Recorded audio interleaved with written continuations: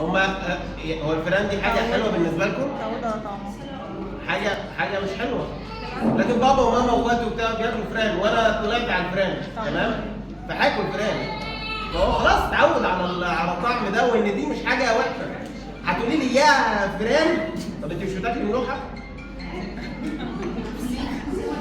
طب انت روحي لبتاع الصين قولي له انا باكل ملوحه واشرحي له بقى ملوحه مع انه بياكل فراخ. بس احنا بناكل بناكل ملوحه فخلاص احنا في ميموري عندنا، احنا عندنا في جسمنا خلاص احنا عارفين طعمه وحبيناه فهنكمل عليه. فما ابداش اكل غير صحي ويتعود عليه وبعد كده اقول هو اتعود عليه ليه؟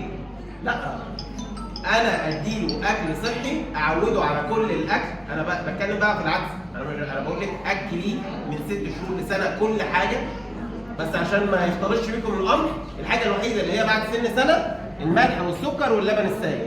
قبل سن سنه دخلي اي حاجه، انا ما عنديش مشكله. يعني اي حاجه هتدخليها لا تحطي ملح ولا تحطي سكر، وسيبي اللبن السائل ده بعد سن سنه. حتى اللبن السائل ده لو مطبوخ ممكن يتاخد قبل سنه. مطبوخ ازاي؟ يعني مهلبيه رز بلبن تدخليه قبل سنه عادي، بس ما يشربش اللبن السائل قبل سن سنه. تمام؟ فاعملوا الفيدنج ميموري بتاعتكم دي، غذوها باكل صحي عشان يتعود بعد كده لما ياكل الاكل الصحي ده.